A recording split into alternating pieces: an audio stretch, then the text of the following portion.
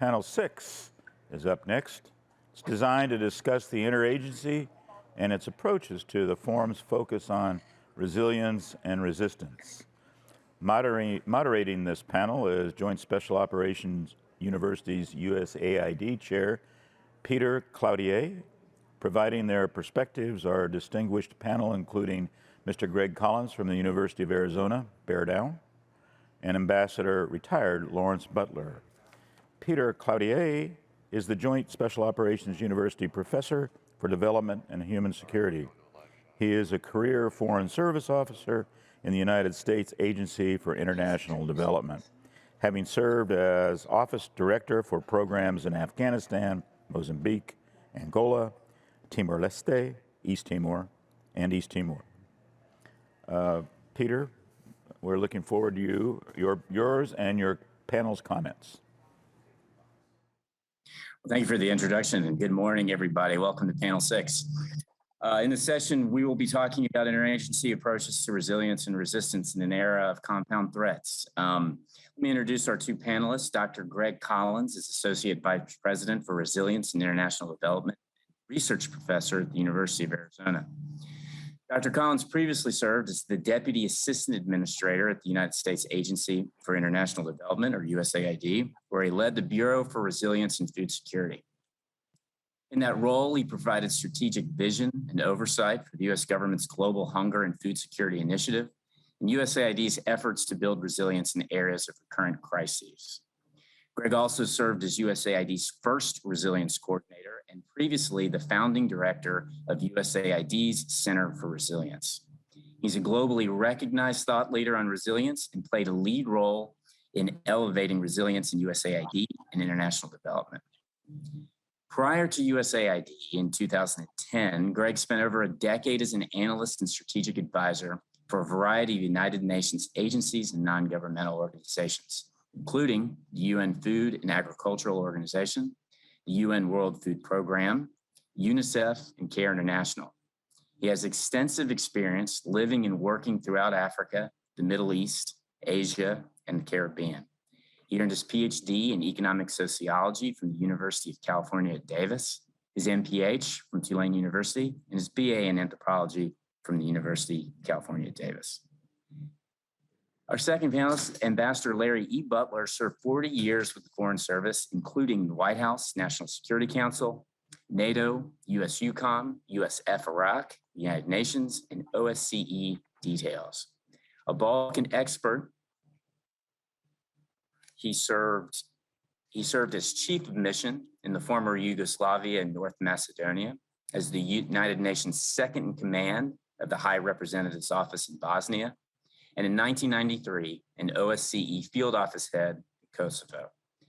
He then shifted to Iraq, Afghanistan, first as the State Department's Deputy Assistant Secretary for Iraq during the 2007-2008 surge, then NATO SACEUR's POLAD covering Afghanistan and Kosovo, and finally as General Austin's POLAD in Iraq for Operation New Dawn.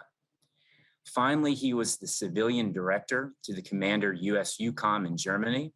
Earlier, he was President Clinton's lead NSC director for the 1998 Northern Irish Peace Accords. And back at the State Department, he was the senior coordinator for knowledge management, a senior inspector team leader, and deputy office director for the European Union.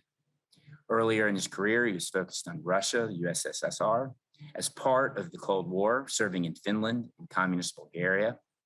Post-Foreign Service, he provides interagency and NATO subject matter expertise support to the United States military for academics and exercises, both conventional and special operations. Ambassador Butler speaks Finnish, Portuguese, Bulgarian, and Macedonian, and can hold his own in Serbian, Croatian, Spanish, and Danish Swedish. He holds a BA from Bowdoin College in Maine and is a graduate alumnus of Michigan's MBA program and Princeton's International Affairs School. He's an Army brat, born at Fort Benning, and served as a Viet Cong role player for Robin Sage while in junior high at Fort Bragg. Greg, let me turn it over to you, please. Hey, thanks, Peter. And I believe somebody's going to pull up a presentation for me. But first, thanks so much for having me here today. And what an honor to be on the panel with Ambassador. So, Peter, if someone can pull up the slides.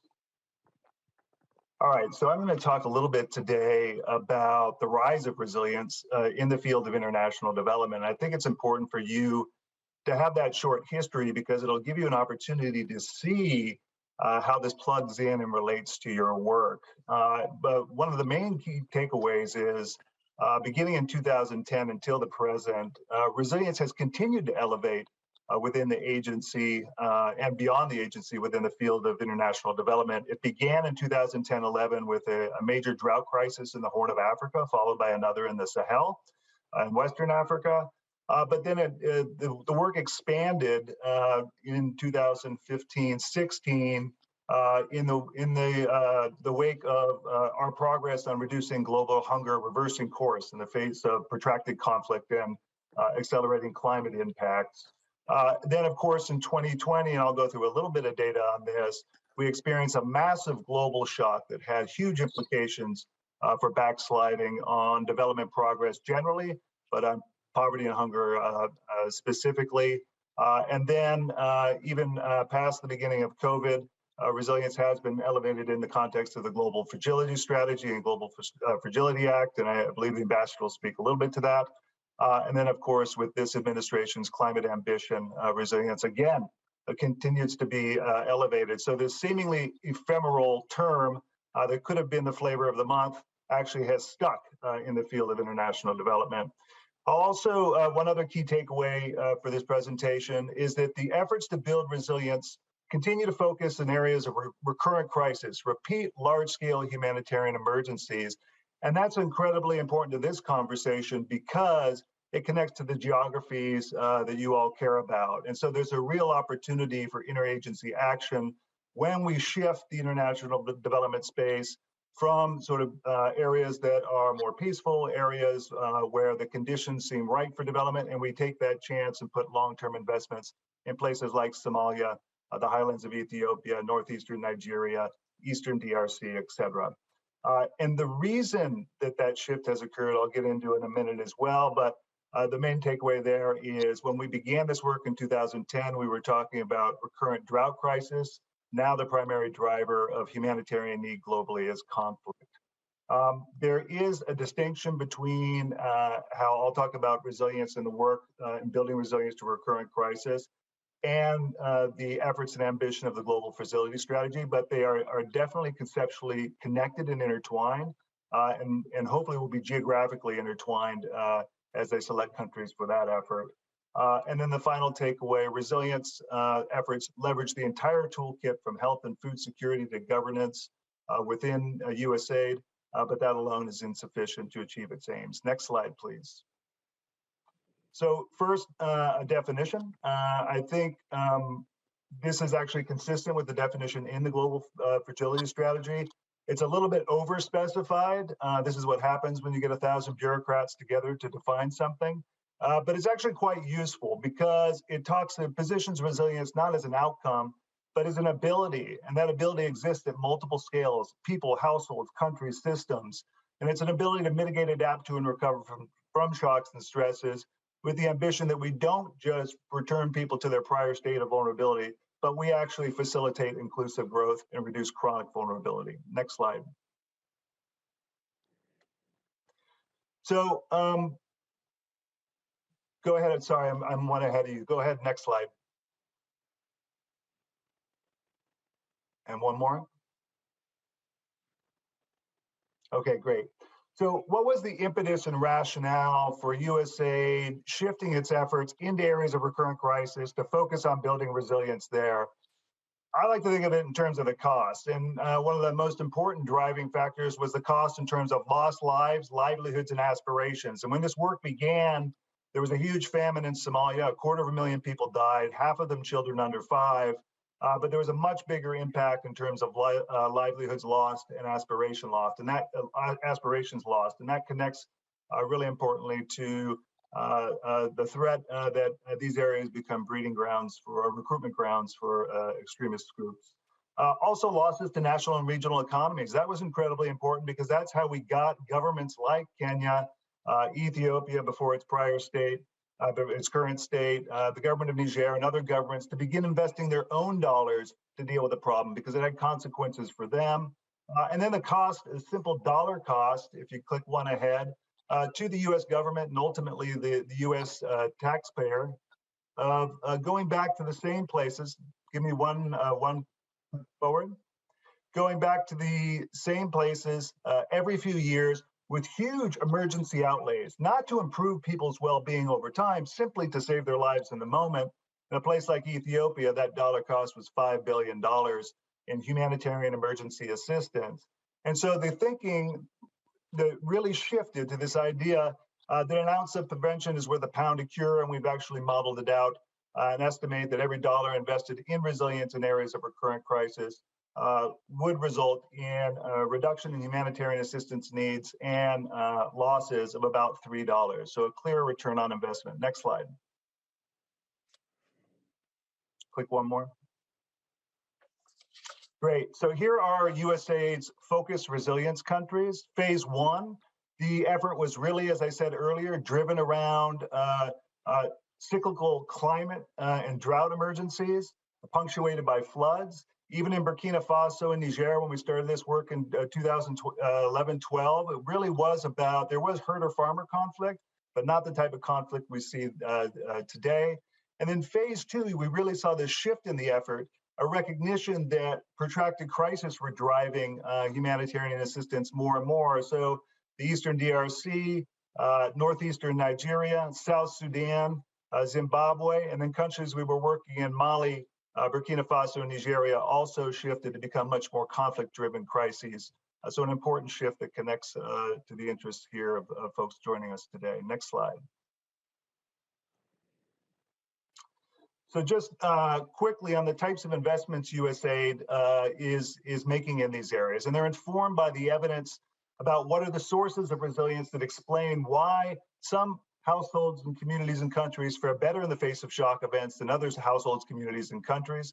There's a lot of investment in people's livelihoods, and this is not only in agriculture, but recognizing that some people's pathway to resilience and prosperity is stepping off the farm, moving out of agriculture, either partially or totally. One of the biggest challenges we face, if you give one more click, is the significant number of people who are not stepping up, stepping out, or moving out in terms of their relationship to agricultural livelihoods, but actually hanging in an unsustainable way, or even worse, dropping out, and huge numbers of people gathering in small rural hubs and towns who've dropped out of agriculture, either livestock or crops. Next slide, please.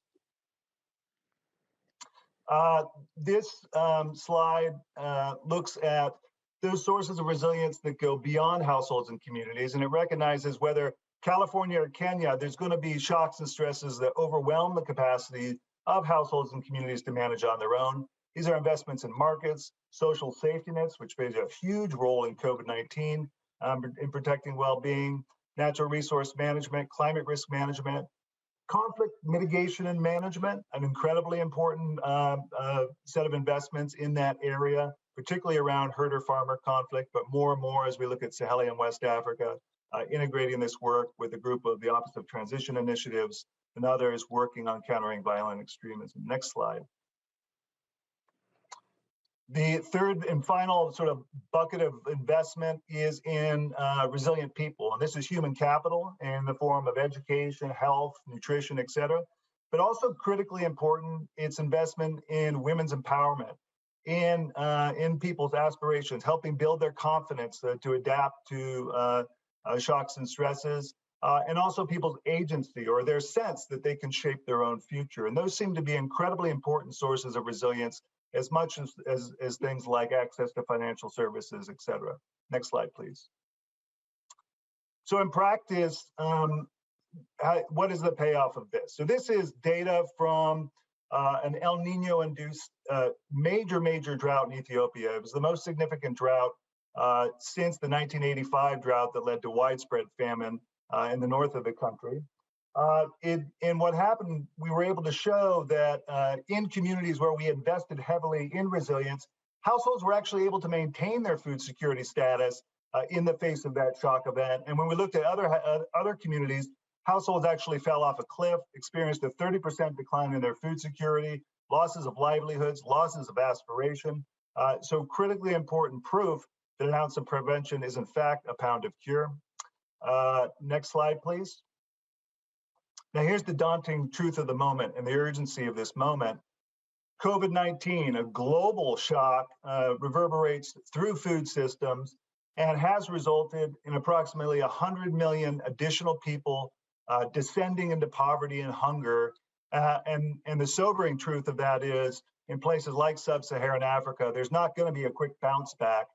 They're projected to stay in poverty for the foreseeable future. Some estimates suggest over a decade. So that same problem set of people losing their livelihoods, people losing their aspirations, people being vulnerable to extremist groups and recruitment is expanding significantly in the wake of this global shock event. And it really isn't just COVID-19, it's this triple threat of conflict, COVID-19, and the accelerating impacts of climate change, which are becoming very real in these communities. Next slide. And this is where I'll end it.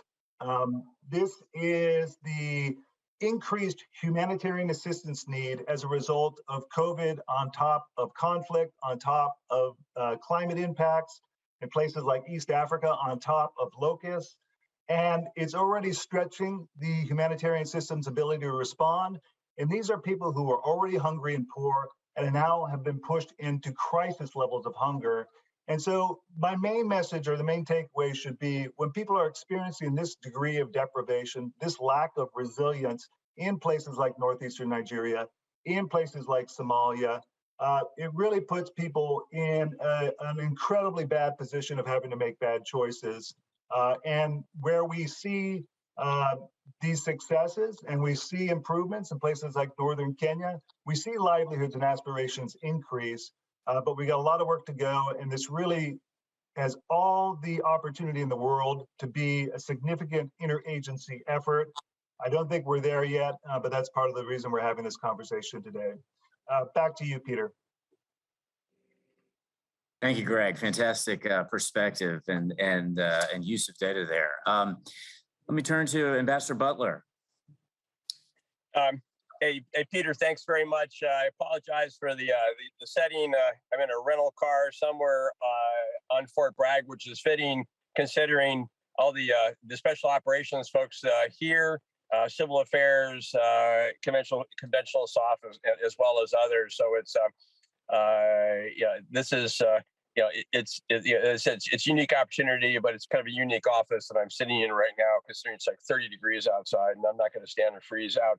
Run through. I just want to pick up on what I asked to go after Greg because it's going to provide, I think, for the audience a good illustration of the tension and the dynamic interplay between the development community and the State Department. What I want to get after is unconventional statecraft, and really, I want to get bluff. My bluff is to highlight special operating forces as the go-to element in the ambassador's toolkit to advance his or her strategic goals in the country they're in. And then the second part of the about is how do along here is Greg addressed the resilience of the civilian population really from a food insecurity, health insecurity angle, and USAID has done incredible work over the last couple of decades with saving lives. But I got two thoughts I would like to throw out for you. One is a misquote of something I've heard before: to do a great good, do little harm, but also beware of Larry's law of unintended consequences, because there are consequences to many of the things that USAID is focused on, because it's like having an equation where you hold one variable constant and then you change all the other variables, and then what comes out the other end is not what you expected. So, kind of opening quote is I'm a bit of a hybrid of a soft power and hard power person, which is you're going to find more and more embassies and ambassadors are going to be looking to special operating forces to help them out, because we've got adversaries in our countries now, including state actors, non-state actors, transnational organized crimes, more brands of extremist groups that I can keep track of, and we've been tied down. We, the United States, have been tied down in this basically, really since the global war on terrorism started, 20 years ago.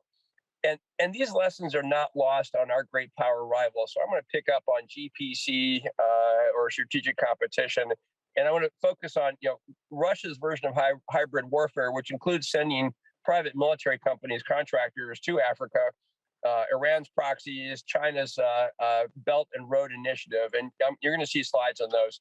So proxy surrogate wars have become the preferred ways and means of threatening the U.S. and our post-war system. Our adversaries understand the value of resistance and are less constrained by conscience or law, and are predisposed to foment their own version of resistance and resilience to counter our strategic interests. But bottom line is, the SOF should be, but isn't always, the natural partner for the American ambassador, who is beset by competing and conflicting demands from Washington. So I'm not going to go through the the diplomacy, information, military, and environment, but the American ambassador's got the D, the I, and the E in that one. And foreign policy is a national security tool. And here's where we run into a problem. And when I get to the end of my presentation, I'll give specific examples of kind of thing where SOF has helped and can help. My world as the American ambassador in two different countries, or chief of mission in two different countries, was my world stopped at my border. And for SOF and for back in Washington, they'll see regions in the world as a whole. I see it as a very finite, literally water's edge. And then in the State Department, you've got a bit of a problem of functional bureaus. You'll see a list of those at the end versus geographic bureaus. For instance, I spent most of my life either in the European Bureau or the Near Eastern Affairs Bureau, Asia Bureau. What was happening to Africa didn't have any impact on me. I didn't much care about it unless it was migrants coming across the Mediterranean. I'm going to get to that in a second. Second, embassy staffs are forward deployed 24/7. And we may or may not have really, really deep local experience. Third point I want to make is that the smaller embassies in Africa, and this is really Greg's area, they're stocked with first and second tour staff. These are people who don't have regional expertise, don't know much about the interagency or much about diplomacy, and they're learning. Ambassadors, on the other hand, have a lot of experience, but they may or may not have a policy background. So you need to have an understand of. So this is where SOF can really come in and fill the gaps that embassy staffs may not have. They'll have goals, they'll have aspirations, but they won't have necessarily the means in their toolkit to handle it. Here's what I like about special operating forces, and this is, I used them when I was in Macedonia and Bosnia and other places, is they're more often able to get out into civilian populations in remote, rural, insecure areas where my people can't go because we are incredibly risk averse. Ever since Benghazi, embassies in places where there's shooting or insurgencies don't go. And I would have to say USAID also doesn't go because they'll use implementing partners to go out into the field with the main staff staying in the mission in the capital. But here's another point I want to throw out here is the state DoD cultural divide is also mirrored in the state USAID cultural divide. But I want to go back to the state DoD cultural divide. You're going to find a lot of ambassadors and staff have a deep distrust and cynicism of what SOF is actually going to do in their country. And I can give you lots of examples of civil affairs guys driving off of bridges, bar fights, other things going on. So that's something that has to be overcome. And this is driven in part by experience and time horizons, because I'm going to be at that embassy for another 2 or 3 years. SOF's going to show up and is going to stick around for 6 to 8 weeks. So if I can go to the next slide, the trust that the SOF tries to develop can be gone in an instant. And you'll recognize that picture on the right side of that slide. That's Eastern Syria, this big investigation the Secretary Austin has ordered about what happened there. Washington Post exposed it. All I know about that is what I read in the Post, nothing else. But here's the flash. Here's the result of it. This is the law of unintended consequences.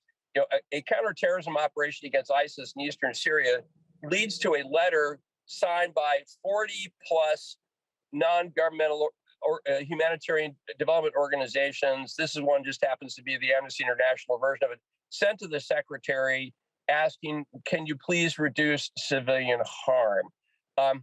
There's a military expression I learned a long time ago: 9 attaboys gets canceled out by 1 aw shucks, and that's a major aw shuck, and we're seeing way too much of that, especially in Africa. Can I go to slide 3, please? So these are opportunities and challenges out there right now. Greg talked about the incredible work in Ethiopia and other places to reduce food insecurity. You got climate change, lots of other things happening there. So what happens when you have those populations out there where you have borderless social movements, rise of authoritarian regimes, and how does SOF get in and work with locals or possibly local militias or armed groups without compromising foreign civilian resistance that have questionable legal legitimacy and the deterrent value involved in there, knowing that we're partnering up with them. And right now I'm thinking Syria, which is going to be, Assad is still in power. People thought 9 years ago that wasn't going to last very long, and they were wrong about that one. But if you can see the different issues there, I'm going to pick out right now, and this is a country I served in, Serbia. The miners are up in arms over things the government is doing there. As we know, U.S. strategic interest in Serbia, specifically Russian influence. We got issues in Kosovo. You've got malign influence going on in Bosnia with the Bosnian Serbs. But I was there when we were fostering a democratic civilian opposition to Slobodan Milosevic and the war that he and his friends were waging in Bosnia and then later on waged in Kosovo. And this is where, with the SOF and with others, we found ways to get out and interact. Now, this was mostly done on the public affairs side. This is kind of the up and up, the do-gooders as opposed to green suiters with weapons, of encouraging legitimate, and this is a key point, sustainable, because they did it on their own. We may have encouraged them, may have provided them some support, but it was perceived as homegrown and has legitimacy, which makes it enduring. Unfortunately, it's waned over time, but now I see another opportunity here. You've got some other issues that you'll see up there about things that are happening. I mean, Iran, Israel going at each other. The Iranians are doxing Israelis. The Israelis are shutting down gas stations. So there's a lot of opportunities out there where it's really beyond the capacity of your normal embassy and normal ambassador to address or cope with, because we need to find the domestic populations that are capable of doing this one. Slide 4, please. All right, so this is where I want to get into it. Global power competition makes SOF embassy, Department of State cooperation imperative. I'm going to use the example of China and Africa, because we're seeing there's a lot of stuff going on there. And kind of while we're dealing with various insurgencies, various forms of the ISIS, whether it's up in the Sahel or whether it's in Mozambique, you can see China is really loaded in there. The top slide just shows where it is, and the bottom slide shows that the Chinese are building a fiber optic trunk that's going to run through Pakistan to Africa, which means they're going to own the whole internet side of things there, which is kind of something that none of us have thought about, but it's going to affect their ability to influence the way they wanted to do. Now, here's on the right side, and all the great things that we have done, USAID and the development world has done to keep people alive in Africa, is going to have an inevitable result. By 2050, the population of Africa is going to double. And something like 50 of the 100 largest cities in the world are going to be in Africa. We have, however, the variable in that equation I talked about that's been held constant is we haven't invested in sustainable economies, good governance, and low corruption. And those people, those young men and women, when they hit 18, they're going to go someplace. They're going to join an extremist group. They're going to join, they're going to be attracted to ISIS-K possibly. They're going to become drawn into criminal gangs, which then feed into extremist groups, or they're going to get on rubber dinghies and try to get to England with the disasters. And this is a challenge where we can, and this is the experience I had that worked so successfully in Iraq, and this may be counterintuitive. And during the surge, we focused at the provincial and the district and the local level, and we had special operations teams working with the embedded provincial reconstruction teams, headed up by State Department people, but they were true interagency teams focused on helping local governments be perceived by the local population as legitimate providers of the essential services. Maslow says you need to have security, housing, food.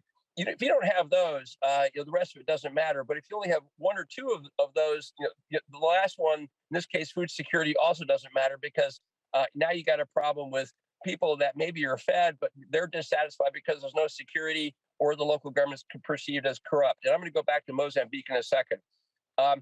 Slide 5, please. Greg mentioned the Global Fragility Act passed a couple of years ago. There's $1 billion experiment. They're still in the process of figuring out who are the first 5 countries that are going to be targeted on this one.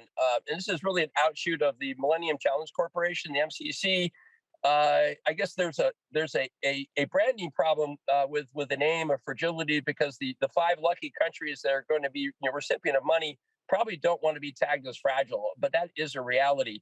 And there is a requirement for the State Department, and this is led by the Bureau for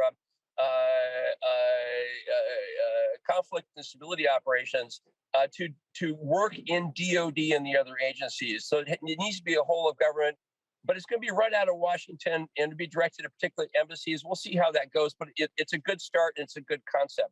Slide 6, please.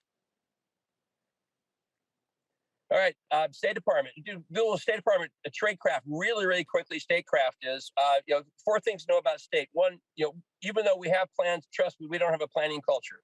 2, we have competition between functioning and regional bureaus. 3, as I already mentioned, we're a very country-specific culture. And the 4th one is if you think state and DoD, Mars and Venus, have problems, you should see when USAID and State Department go at it on the ground. In the embassy. And this is where, the development folks are really focused on the humanitarian, the do good, the ambassador. And this is a challenge I had personally in Iraq when we were doing the surge. We wanted to make sure that USAID was spending money that aligned with what General Petraeus and Ryan Crocker were spending money on to dampen down violence. And we just simply couldn't sync up the two. So military SURF funds were being spent, and there was no linkage or synchronization with USAID funds. Iraq, at the end of the day, has got resources. It'll turn out maybe not the way we want it to in terms of who their friends are and what's going on there. But nonetheless, it's not the disaster. There were some successes. So let's go to the next slide, please. I want to finish this up pretty quickly. So this is the top line is an example of the Bureau of Conflict and Stability Operations 4-year strategic plan. On the bottom, you got Mozambique's integrated country strategy. I want you to take a look at Mozambique's strategy. Look at number 4. So there are 4 priorities there. The last one is dealing with violence. I'm going to come back to that in a second. So here's the challenge, and this is where SOF can be really helpful, because it can be very, this is where tactical stuff can feed into the ambassador strategy. Is you have a contradiction between championing the foundational values of freedoms and humanitarian stuff, at the same time having hard, cold, what is the U.S. strategic interest in that country? And that's where SOF can be a partner and an ally to the ambassador in helping shape how the mission is working and going. This is a primary for SOF, especially in the information warfare. They use IW, information operations, as stuff on that one. However, here we go. I'm going to go one more slide. We're going to get into the who's who in the State Department. These are the different partners. I'm going to use Mozambique example and then close out. So Mozambique has got a kind of major league insurgency going on up in the north. In the Mocimboa and Pemba area, you've got something called ISIS Mozambique, plus their version of Al-Shabaab down there. And right now, the civilians are caught in the crossfire. The host nation forces that we've helped train, along with the Rwandans and the South Africans, are killing civilians because they can't really distinguish the civilians between the insurgents, and the insurgents are killing civilians. So, one of the goals where SOF can really, really be helpful here is to help host nation security forces be more discriminant in terms of targeting civilians, because all that's going to do is drive the civilian population into the arms of the opposition. That is not good. In Macedonia, when I was ambassador there, I had to teach the Macedonians, please don't use your Su-25 flanker bombers to drop bombs on the ethnic Albanians up in the hills, because every one you kill creates 10 new insurgents. You got to find ways to give them a seat at the table and bring them on. I use special operation forces to go up and talk to people and convey that, and then hear their concerns. And then because they're American military, they're talking to the Macedonian military. And we basically, the violence that the host nation security forces were committing on the perceived insurgent population went from a lot to nothing. And the result is you have a really solid situation there. So I just want to finish there that you see the partners there. The embassy is the primary partner, really over on the right side, but then you see the different bureaus, that are involved, not just the regional bureaus, CSO, the International Narcotics and Law Enforcement, diplomatic security and counterterrorism. There are also folks that the SOF community needs to get in touch to, because one, that's where the funding and the authority is going to come from. And with that, Peter, over to you. Thank you, Ambassador, for those deep insights. I know to have been abroad for a long period of time, we share many of those observations that honestly don't always appear on the documents that are circulating in Washington. So I know we all appreciate that. I know Greg has a lot of that perspective as well. We, as much as I'd love to talk right now, we do have some questions stacked up. So to keep pace with the time, let me go ahead and start. This question's for Greg. Please, this comes from Leonard Hochberg, if I'm pronouncing the name correctly. Please elaborate on the utility of Geographic Information Systems, or GIS, for analysis and visualization of compound geostrategic threats. I think I can partially answer that from a development perspective, which is interested in compound shocks and stresses and threats generally. We've done some incredible work in partnership with NASA through a program called SEVERE, where we're using Earth observation not only to look at threats in the moment, and we do that through an investment in something called the Famine Early Warning System, which provides a projection on food needs out 6 months at any given time. But with NASA, we did something different. We actually looked back in time. This was in northern Ethiopia, over the past 30 years, and looked at how landscape had changed through a series of investments, what happened specifically during drought years as a result of those investments. And what we found was a transformation of an area that was the site of the 1985 famine that led to Michael Jackson and the rest singing "We Are the World," but led to a transformation of that area, and in terms of going from one cropping season to two, high productivity, lower hits in drought years. And so we're able to see how a series of investments made over decades had transformed the place. Now, the reality, and this sort of echoes what Larry said, is in that very same place, Tigray, Ethiopia, where we had seen huge progress over 15 to 20 years, was nearly wiped away, is being wiped away right now in the face of a protracted conflict that erupted between the government of Ethiopia and the Tigrayan army, local army. And that conflict continues to erode any progress we made. And so this is one of the real challenges here is this isn't just about droughts. It's about this compound set of shocks and stresses that are leading to backsliding on development gains across the board. And that does erode aspirations and confidence.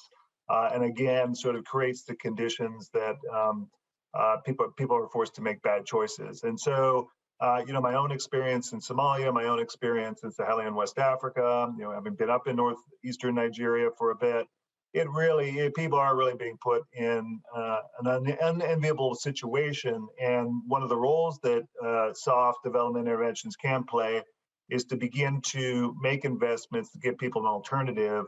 And maybe this gets a little off question, but I did want to echo what the ambassador said, because it comes up in one of the other questions in the chat. We are dealing with countries where national governments don't necessarily have the confidence and trust populations, particularly in marginalized areas that weren't incorporated into the state at the transition from colonial to post-colonial power, and have had their local institutions eroded and no institutions have replaced. So one of the strategies that has been successful is to go hyper-local and to work with county, municipal leaders, and to build up a mosaic through local intervention, rather than the attempts to try and do it nationally in some of these countries are fraught. Let me leave it there and pass back to you, Peter. Thank you, Greg. Ambassador, any comments, or shall I move to the next question? Yeah, no, that's exactly right. I have nothing I can add on it, other than I'm actually doing work with a company that has using GIS to identify the sources of river blindness in Africa. So there's incredible tools out there, and that's a health issue, which also leads to instability. And the question is,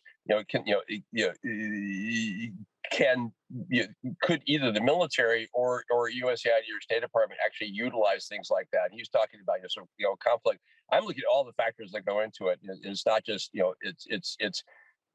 malaria is on the process of being eradicated. HIV is under control, but there's still a bunch of other diseases in there that afflict local populations. So there's a place in the future for it. Thank you, sir. Next question. Perhaps I'll ask you, Ambassador, to consider this one. The question is: these peoples have been dealing with drought, environment, conflict for years. I would argue these countries are in some ways the most resilient societies in the world. Why has there been a humanitarian crisis in these parts of the world only within the last few decades? Why?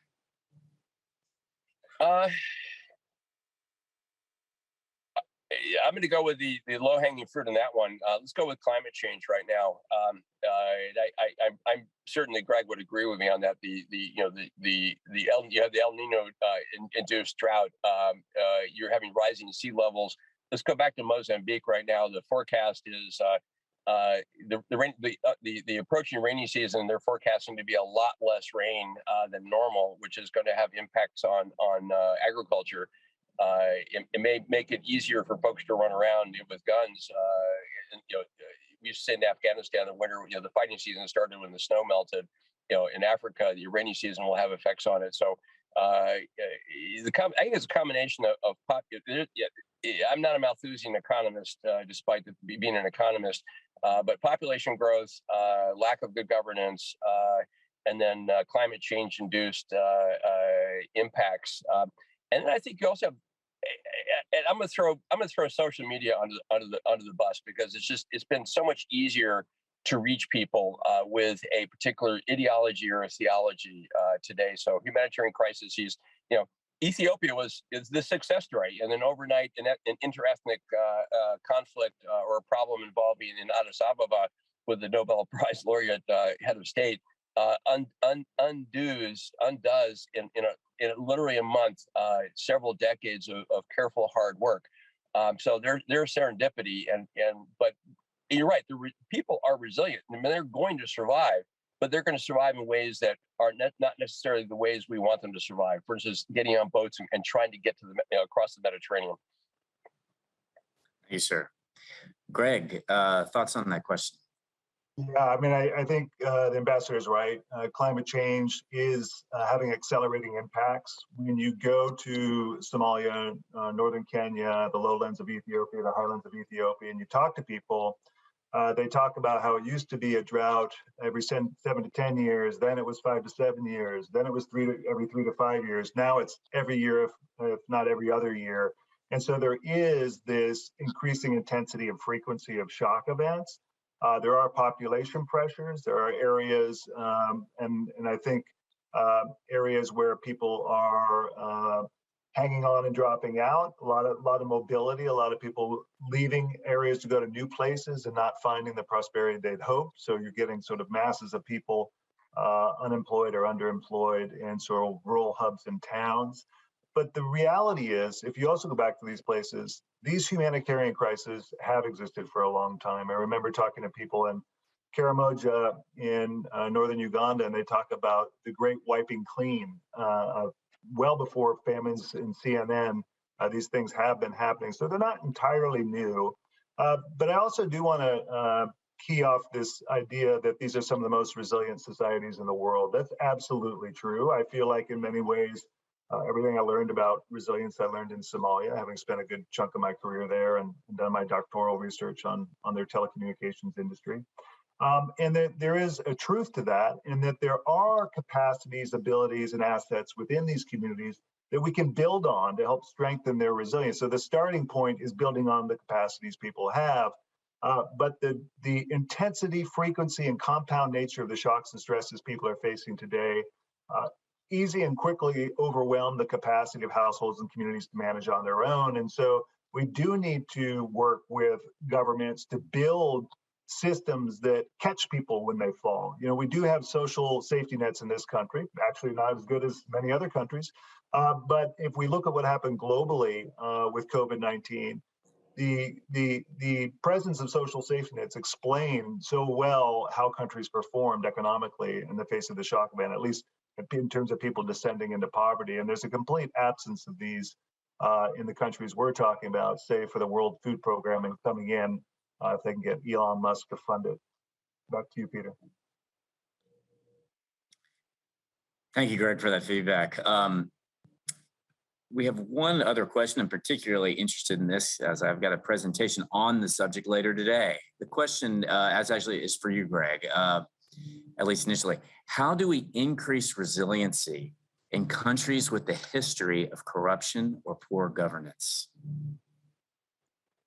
Yeah, I think I already partially answered this, is going hyper-local and actually picking winners and building out models. So Northern Kenya is a great example. Around 2013, I believe, there was a devolution of authority and, more importantly, dollars to county level governments. And then we were able to work with county level governments who were being held accountable by their people through election processes to the types of progress they were able to make. And it was transformational. It was fundamentally different. When I first worked in Northern Kenya, I was based in a town called Garissa on the Somalia border. And the people in local government there had no resources. They weren't from there. In fact, they talk about going back to Kenya on the weekends when they crossed the Tana River, even though we were in Kenya. And so that really has transformed the Northern Kenya landscape by having local leaders from these places empowered with authority and resources and held accountable. And so it is the example I always point to. And in places like Somalia, you got to go hyper-local as well and pick areas. And this is kind of the tension that the ambassador pointed to. Those areas don't typically coincide with areas that are of primary concern to DoD, right? So there is a tension there. And I think we can find opportunities to collaborate and work together, maybe not where our end goals align, but where our means align. And I think that that's an important thing that we need to seize upon. Often, you know, if we're investing in livelihoods in northeastern Nigeria, that can have an extremely important impact on the things that that this group is concerned about. Over. Thank you, Greg. The hyper local point is so important, and I think there's an application for SOF there. Ambassador, any comment on this question? So, tangentially, there are two dependencies that we have to do our best to avoid at all costs. And it's a little bit like when I had a back surgery, they prescribed opioids, and a friend of mine said, "Don't even start. You don't want to get hooked on it." And one dependency is on security, translation American security, and the second one is on foreign assistance. And Afghanistan is a really good example of what happens when you pump money into a country and all it did was fuel corruption. So dealing with corruption has been probably the top of every ambassador's in much of the world, not most of the world, but much of the world of dealing with it. And as Greg said, and I used the example of the PRTs and our efforts in Iraq is we knew the government in Baghdad was extremely corrupt, and the money we were putting into it and the money they were getting from their oil exports, it was being spent not to the benefit of the local citizens. So we pushed our money down, and and this became authentic that the local provincial council or the tribal leaders were seen as by their citizens as legitimate and authentic. And unfortunately, we paid for it, and when we stop paying for it, you kind of guess what happens next. So that's my thought on it. Thank you, sir. Very much compounded dilemmas.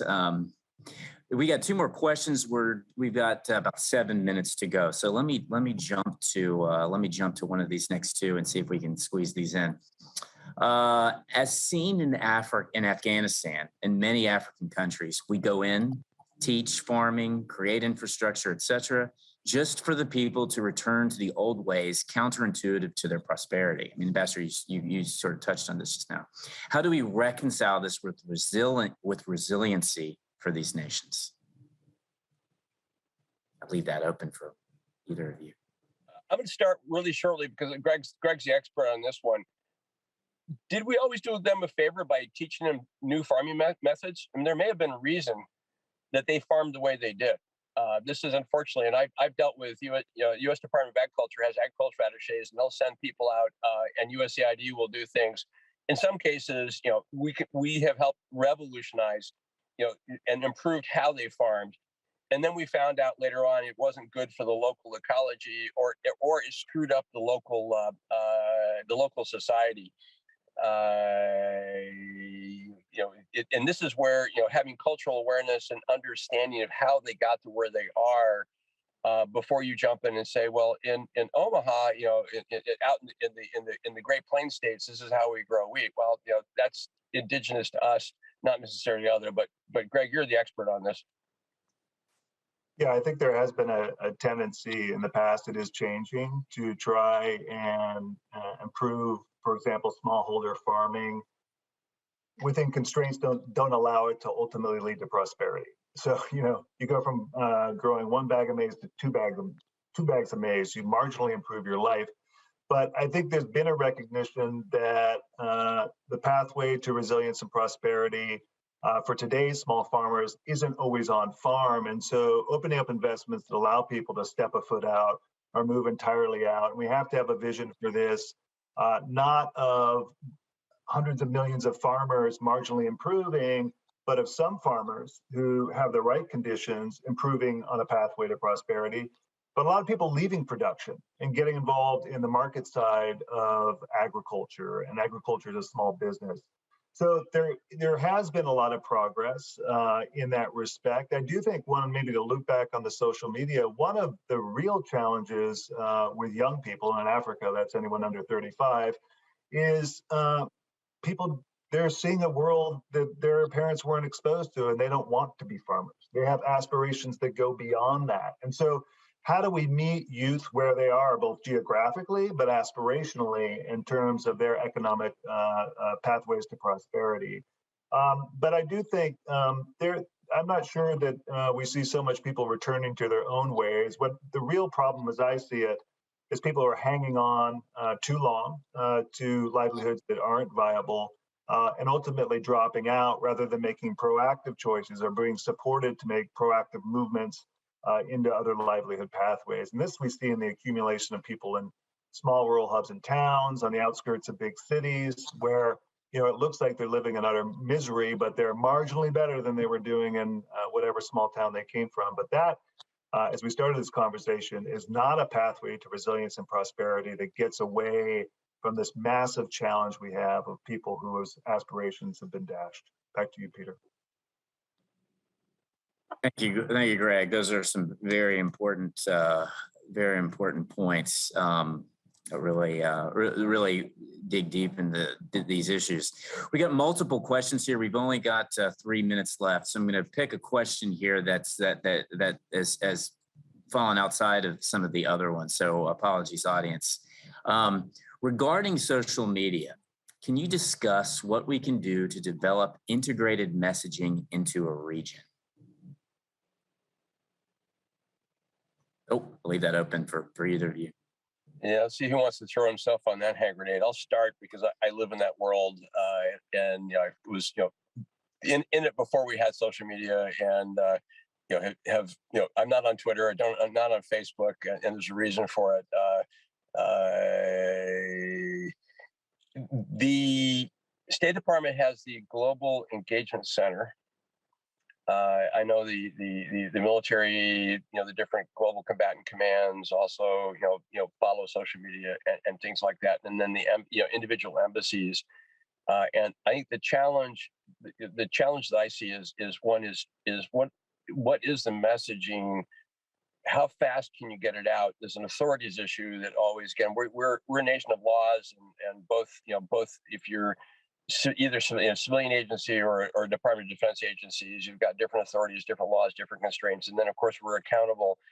Whereas the folks that are out there, and let's start with the Internet Research Agency, aka the Troll Factory that's in St. Petersburg, or I'll use ISIS-M, who also uses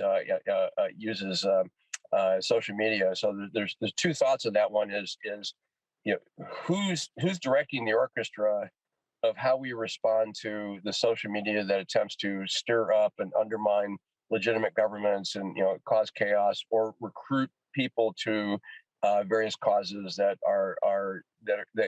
run against the grain for what we're trying to accomplish.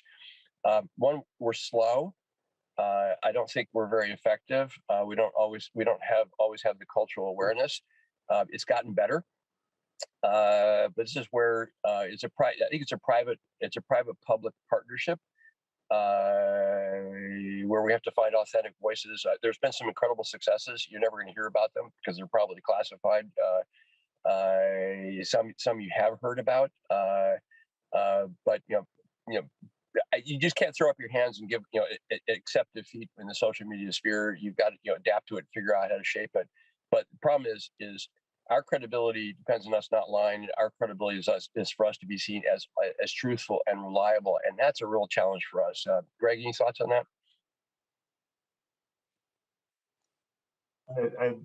Just to add to that, I had one experience when I was based in the embassy in Nairobi, where a DoD colleague was supporting a local artist to sort of counter some of the messaging that they perceived as a threat from Kanon, who was a very popular singer. And my God, it fell flat. Trying to create a competitor to somebody who succeeded in popular culture through a State Department channel, really to echo Larry, it's slow. It's not informed by culture and what's really connecting with people. And so we've got to get a lot better at this. It's not just the DoD side of this. I mean, aid, the same thing. We invent our own thing and pretend like it's going to compete with popular culture, rather than trying to find ways to work with popular culture to address some of these things. And I'll end it there because I see we're short on time, Peter. Yeah, thank you both for those responses. This has been an incredible panel. We are up at 11:01 on my clock, so I believe our time is up. I believe back over to mainframe for next steps. Thank you again. I think Ambassador Butler gets the award for creativity, turning his car into an office. And Dr. Collins, I have to read your research. My time in Somalia, I didn't know they had a communications industry, so I'm very interested in that. A great panel to all three of you. Thank you so much.